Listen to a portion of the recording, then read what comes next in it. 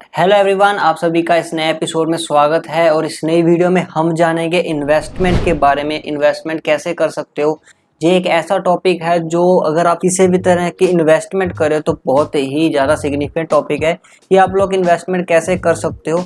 मैंने इन्वेस्टमेंट को जो कैटेगरीज उसमें कैसे बांटा हुआ है और आपके लिए ये सारी कैटेगरीज कैसे एक एडवांटेज की तरह काम करेगी।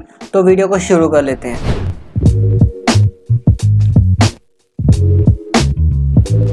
और इस वीडियो को अगर आप शुरू से लेकर एंड तक देखेंगे तो आपको एक स्ट्रेटेजी पता चल जाएगी कि आप लोगों को सेविंग कैसे करनी है। ये वीडियो सिर्फ आपके लिए नॉलेज के पर्पस के लिए है, बाकी जो फाइनल डिसीजन होगा वो आप पर डिपेंड होगा कि आप लोग कैसे सेविंग करना चाहते हो और कैसे अर्निंग करना चाहते हो। जो सब कुछ आप पर डिपेंड होगा।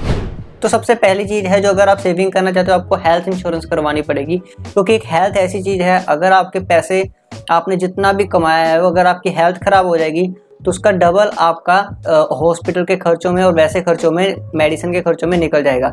अगर उदाहरण के तौर पर लेते हो कि अगर आप लोगों ने 2 लाख 3 लाख रुपए सेव भी कर लिया अपने अकाउंट में, चाहे एफडी कर ली, आरडी कर ली, सेविंग अकाउंट में पड़ा है, बट अगर आपको कोई ऐसी हेल्थ इशू आ जाता है जिस पर आपके लाखों का खर्चा हो रहा है, क्योंकि हॉस्पिटल का बिल आपका बहुत ज़्यादा बड़ा बनता है, तो उसमें आपको सारे सेविंग ख़त्म हो जाएगी। तो इसलिए मैं कहता हूँ एक हेल्थ इंश्योरेंस सबसे पहली इंपॉर्टेंस होगी आपके लिए अगर आप सेविंग में स्टार्टिंग करना चाहते हो।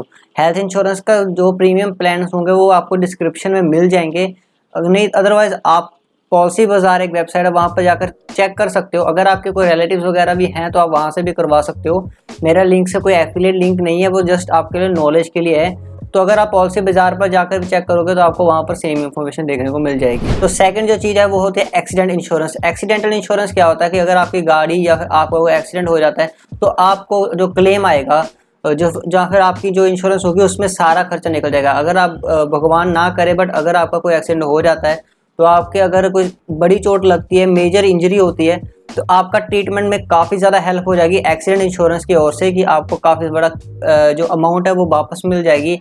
आपका काफ़ी कम खर्चा होगा एज़ कम्पेयर टू अगर आप बिना एक्सीडेंट इंश्योरेंस के अपना इलाज करवाओगे। तो जो थर्ड चीज़ आती है वो आती है PPF, public provident fund. Public provident fund काफ़ी ज़्यादा इंपॉर्टेंट रोल प्ले कर रहा है आज के टाइम पर। अगर आप लोग बिजनेस कर रहे हो, स्पेशली आपको कुछ सेविंग करनी होती है हर साल अपने फंड्स में, एक अकाउंट में ओपन करके फंड्स में सेविंग करनी होती है जिसमें कंपाउंड इंटरेस्ट वगैरह लगता है। आप अपनी स्क्रीन पर जो चार्ट देख रहे होंगे इसके साथ आपको समझ आ जाएगा। बहुत सारी बैंक है, मोस्टली सभी बैंक आपको ये PPF, public provident fund provide करती है। वो आप पर है कि आप इस पैकेज को कैसे लेते हो, कितना सेविंग करना है, वो टोटली आप पर है। इसके बारे में अगर आप डिटेल में जानना चाहते हो तो आप डिस्क्रिप्शन में जा सकते हो, अदरवाइज आप यूट्यूब पर कभी भी सर्च कर लेना व्हाट इज़ पीपीएफ, आपको प्रॉपर इन्फॉर्मेशन मिल जाएगी। आपको ऐसे ही स्टेप बाय स्टेप ही इन सभी चीज़ों को फॉलो करना है। जो फर्स्ट चीज़ है वो है हेल्थ इंश्योरेंस, सेकंड चीज़ है वो है एक्सीडेंटल इंश्योरेंस, थर्ड चीज़ है वो है प्रोविडेंट फंड। ये तीनों को फॉलो करना है। उसके बाद आपको फोर्थ स्टेप में जाना है। तो फोर्थ स्टेप होता है टर्म इंश्योरेंस। टर्म इंश्योरेंस भी काफ़ी ज़्यादा इंपॉर्टेंट है। टर्म इंश्योरेंस में बहुत से लोग हैं वो इन्वेस्ट नहीं करते हैं, बट मैं आपको एडवाइस दूंगा कि आपको इन्वेस्ट करना है। इसमें क्यों इन्वेस्ट करना है कि मान लो अगर आप इन्वेस्ट करोगे तो इसका जो रिजल्ट होगा वो मानते हैं कि आपको नहीं मिलेगा, बट आपके जो फैमिली होंगे, जो आपके वाइफ होगी, बच्चे होंगे, या फिर आपके मॉम डैड होंगे, तो उनको मिल जाएगा ये बेनिफिट। उनको काफ़ी बड़ी अमाउंट मिलती है। आपकी अगर डेथ हो जाती है तो उनका सर्वाइवल काफ़ी आसान हो जाएगा आपके बिना भी। तो अगर आप अकेले कमाने वाले हो घर में तो आपको टर्म इंश्योरेंस करवानी होगी। तो अभी आप क्वेश्चन पुट करोगे कि अभी तक तो मैंने जो 4 चीज़ें बताई हैं उनमें तो मैंने सिर्फ आपको, आपके पैसे जा रहे हैं, आपके पैसे वापस नहीं आ रहे हैं, बट ये एक ऐसी तरह की इन्वेस्टमेंट्स हैं। अगर आप इन्वेस्टमेंट को करोगे तो आपका जो बाकी का खर्चा होता है ना, बाद में अगर इमरजेंसी में जो खर्चा होता है वो काफ़ी कम हो जाएगा। तो वो अमाउंट बचती है, एक तरीके से ये आपकी सेविंग ही हो जाती है कि आपको हेल्थ इंश्योरेंस हो गई है तो आपके हॉस्पिटल के खर्चे कम हो गए। आपकी एक्सीडेंट इंश्योरेंस होती है तो आपको एक्सीडेंट अगर होता भी है तो उसका खर्चा ही नहीं होगा। तो आपका पीपीएफ है, पब्लिक प्रोविडेंट फंड है, उसका तो पैसा आपको रिफंड मिलेगा, काफ़ी टाइम बाद मिलता है, बट मिलेगा कंपाउंड इंटरेस्ट के साथ। उसके बाद आ जाता है टर्म इंश्योरेंस। आपके बच्चों, आपकी वाइफ, आपके मॉम डैड का फ्यूचर सिक्योर हो चुका है। तो अभी हम नेक्स्ट में चलते हैं जहाँ पर आपको सेविंग छोटी छोटी अमाउंट में करनी है। तो जो नेक्स्ट आता है वो आता है, काफ़ी लोगों ने सुना होगा, mutual fund. Mutual fund is subject of market risk जो लिखा होता है। मार्केट रिस्क क्यों बोलते हैं इसको? सिर्फ भी बोलते हैं सिस्टमैटिक इन्वेस्टमेंट प्लान। क्यों होता है सिस्टमैटिक इन्वेस्टमेंट प्लान? क्या होता है? सिंपली लॉजिक होता है कि आपके पैसे मल्टीपल जो स्टॉक एक्सचेंज में होते हैं, मल्टीपल चीज़ों में लगा दी जाते हैं, ब्रोकर की ओर से, बैंक की ओर से, किसी भी ओर से लगा दिए जाते हैं ऐसे पैसे, जिसमें ज़्यादा रिफंड आता है आपको रिफंड मिल जाता है। इसमें पैसा इन्वेस्ट करना काफ़ी बढ़िया रहता है। लॉन्ग टर्म के लिए इन्वेस्ट करोगे तो ज़्यादा बेहतर है, अगर आप शॉर्ट टर्म के लिए इन्वेस्ट करोगे तो इतना बेहतर नहीं रहेगा। तो आप इसमें कभी भी पैसा विड्रॉ कर सकते हो। इसमें रिस्क काफ़ी कम होता है, बहुत ज़्यादा कम रिस्क होता है, और ये एफडी आरडी की तरह ही एक तरीके से मान लो हो सकता है। तो मतलब जितना ये ट्रांसपेरेंट हो गया है, कितना ये ईजी हो चुका है कि आप एक एफडी आरडी की तरह ही इसको यूज़ कर सकते हो। हाँ, काफ़ी सारी वेबसाइट आती हैं, काफ़ी सारी एप्लीकेशन भी आ रही हैं, जैसे ग्रो ऐप हो गई, और भी बहुत सारी ऐप है, मेरे को नाम भी याद नहीं आ रहे। तो आप एक बार चेकआउट कर लेना, म्यूचुअल फंड लिख देना, आपको बहुत सारी वेबसाइट मिल जाएंगे, बहुत सारे आर्टिकल्स मिल जाएंगे। आप चेक कर लेना एक बार कहाँ से आपको बेस्ट रिजल्ट मिलेगा, क्योंकि मैं आपको एडवाइस नहीं दे सकता इस बारे में कि आपको कौन सी एप्लीकेशन या कहाँ से म्यूचुअल फंड इन्वेस्ट करना चाहिए। वो आपका डिसीजन होगा, क्योंकि पैसा खुद का है, तो खुद आपको थोड़ी सी इन्वेस्ट तो या फिर थोड़ी सी रिसर्च तो करनी ही चाहिए। क्योंकि अगर आप किसी के डिसीजन से चलते हो तो वो हो सकता है कि गलत हो सकता है, और या फिर आपको पता है कि आप कितना कमाते हो, आप कितना सेव कर सकते हो, वो सब कुछ आपके हाथ में होता है। अगर आप पैसा बढ़ाना भी चाहते हो तो आपको सोचना भी पड़ेगा। मैं आपको सिर्फ पाथ दिखा सकता हूँ कि ऐसे इन्वेस्ट कीजिए, बाकी आपके खुद की मर्जी है कि आप कैसे इन्वेस्ट करना चाहते हो। तो फाइनली जब अगर आप सभी स्टेप पूरे कर लेते हो तो आप स्टॉक में इन्वेस्ट कर सकते हो। स्टॉक मार्केट में डायरेक्टली इन्वेस्ट करना है आपको, फॉरेन कंपनीज की जो कंपनीज आती हैं या फिर इंडियन कंपनीज है, कहीं भी इन्वेस्ट करना है आप डायरेक्ट इन्वेस्ट कर सकते हो।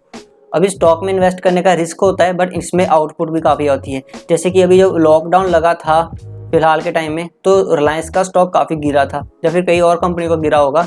तो उस समय जिन्होंने इन्वेस्ट किया था और उन्होंने मे भी मुताबिक अगस्त में जब विड्रॉ किया, तो अगर आप 10,000 इन्वेस्ट किया था आपने, तो 6 महीने में वो 25,000 हो गया था आपका, मतलब डबल से भी ज़्यादा। तो अगर अब वो बंदा अगर अगस्त में अपने स्टॉक को बेच के पैसे निकाल लेगा तो काफ़ी आसानी से उसको 15,000 का प्रॉफिट हो गया, वो भी 6 मंथ में, जो आपको आउटपुट कभी भी नहीं मिल सकती थी। कहाँ पर? आरडी, एफडी, सेविंग अकाउंट में, म्यूचुअल फंड में, कहीं पर भी नहीं मिल सकती थी। ऐसे होता है कुछ स्टॉक मार्केट। अभी लोग पूछेंगे कि भाई हम सीधा स्टॉक मार्केट में इन्वेस्ट क्यों नहीं कर लेते, स्टॉक मार्केट में इन्वेस्ट कर लेते हैं, वहाँ से जो पैसा आएगा। तो भाई वहाँ पर होता है रिस्क मार्केट का, सीधी सी बात है। डिपेंड करता है मार्केट अप जाएगी कि डाउन जाएगी, वो आप पर नहीं होता है, वो सारी चीज़ों को, सर्कमस्टांसेस को मिलाकर बनता है। तो अगर तो मार्केट अप गई आपका प्रॉफिट हो जाएगा, बट अगर मार्केट डाउन चलेगी आपका लॉस होगा, जो पैसा लगाया वो भी डूब जाएगा। तो अगर आपने ऐसा कर दिया तो ऊपर वाले स्टेप्स को फॉलो नहीं किया, जैसे कि हेल्थ इंश्योरेंस नहीं लिया आपने, टर्म इंश्योरेंस नहीं ली, तो आपका पैसा गया। अभी अगर आपके हेल्थ ख़राब हो जाती है तो आपके पास तो पैसा ही नहीं बचा। इसलिए सबसे पहले आपको हेल्थ इंश्योरेंस, एक्सीडेंटल इंश्योरेंस, उसके बाद पब्लिक प्रोविडेंट फंड जो आपके बुढ़ापे में काम आएगा आपका कुछ पैसा वो, तो उसके बाद आपको टर्म इंश्योरेंस आपकी फैमिली के लिए, एसआईपी जिसको कहते हैं म्यूचुअल फंड वगैरह, उसमें इन्वेस्ट, देन आपको स्टॉक मार्केट में जाना है। स्टॉक मार्केट में आप बाद में लंबा खेलने, क्योंकि आपने सब कुछ तो सिक्योर कर लिया है, अपनी फैमिली को सिक्योर किया है, अपने आप को। तो अगर आप स्टॉक मार्केट करेंगे भी तो अगर आपको लॉस भी होता है तो भी कोई दिक्कत नहीं, अगर आपको प्रॉफिट होता है तो आप पैसे को अगेन किसी चीज़ में इन्वेस्ट कर सकते हो। अभी जो फाइनल है, स्टॉक मार्केट तक तो सबको पता है कि स्टॉक मार्केट एंड होता है, बट एक और चीज़ आती है, वो आता है स्टार्टअप्स में इन्वेस्ट करना। स्टार्टअप्स में इन्वेस्ट अभी करंटली काफ़ी ज़्यादा फेमस हो रहा है कि बड़ी बड़ी कंपनी से स्टार्टअप कंपनीज को फंडिंग दे रही है कि हमें आउटपुट देना। तो वो क्या सीन है? तो स्टार्टअप में इन्वेस्ट करना काफ़ी बड़ा रिस्क होता है, और ये तभी आप करोगे अगर आपके पास काफ़ी ज़्यादा बड़ी अमाउंट होगी। तो अगर आपने स्टार्टअप में इन्वेस्ट कर दिया, अपना पैसा लगा दिया स्टार्टअप में, तो अभी आप एक आउटपुट की डिमांड कम से कम 8 से 9 साल बाद करना। मैं आपको एग्जांपल के तौर पर समझाता हूँ। एक एप्लीकेशन थी जिसको बहुत से लोग यूज़ करते हैं, जूम ऐप, आपने सुना होगा, लॉकडाउन के पीरियड में काफ़ी फेमस हुई है। जब वो एप्लीकेशन शुरू हुई थी, उसका जो स्टार्टअप में जिसने इन्वेस्ट किया था उसको 8 साल बाद आज जाकर सबसे बड़ा प्रॉफिट हो रहा है। तो वो बंदे ने इतना समय वेट किया, उसने स्टार्टअप में इन्वेस्ट किया था तब, और अभी उसको प्रॉफिट हो रहा है 8-9 साल बाद। तो इस तरीके से आपको स्टार्टअप में इन्वेस्ट करना है, और अगर आपके पास बहुत ज़्यादा पैसा है। अदरवाइज़ अगर आपके पास पैसा इतना नहीं है, अगर आप सैलरी कमाते हो 20-25 हज़ार के बीच में, या फिर 15-20 के बीच में भी है, तो आपको जो आपके लिए सूटेबल है वो करना है। बट डेफिनेटली 2 इंश्योरेंस तो पक्का करवानी है आपने, एक हेल्थ इंश्योरेंस करवानी है, और सेकंड जो है वो एक्सीडेंटल इंश्योरेंस करवानी है। बाद में जो बाकी आते हैं वो आप धीरे धीरे करते रहना, पर ये 2 मेजर है, इनको प्लीज़ करिए, हेल्थ इंश्योरेंस और एक्सीडेंट इंश्योरेंस, इनको जरूर करवाना है। उसके बाद टर्म इंश्योरेंस थर्ड पर आता है। अगर पब्लिक प्रोविडेंट फंड नहीं भी कराएंगे तो आप सेविंग अकाउंट में जमा कर रहे हो पैसे, कोई दिक्कत वाली बात नहीं, बट कंपाउंड इंटरेस्ट नहीं मिलेगा, वो अलग से है। बट अगर आप पहले 2 नहीं कराओगे तो आप सबसे बड़ा लॉस ले रहे हो। तो गाइज ये थे जो मेरे और से पर्सनल टिप्स थे आपके लिए, अगर आप इन्वेस्टमेंट करना चाहते हो तो कैसे कर सकते हो। उम्मीद करता हूँ वीडियो पसंद आई होगी। अगर वीडियो पसंद आई है तो लाइक कर देना इस वीडियो को। हमारे चैनल की सेकंड वीडियो है ये, और अगर आपको ऐसी ही और वीडियोस चाहिए हमारे चैनल पर और ऐसे ही कंटेंट चाहिए तो आप चैनल को सब्सक्राइब कर सकते हो।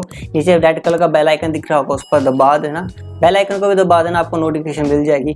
कमेंट करके बता देना कि अगर आप कौन से नेक्स्ट टॉपिक में बात करना चाहते हो, और अपने दोस्तों के साथ शेयर करना जिन लोगों ने अभी अभी नई जॉब लगी है, क्योंकि अगर आप 30 से कम हो या फिर 28 से कम हो और अगर आप इन्वेस्टमेंट की सोच रहे हो तो प्लीज़ इस वीडियो को मैक्स टू मैक्स शेयर करना। Thank you.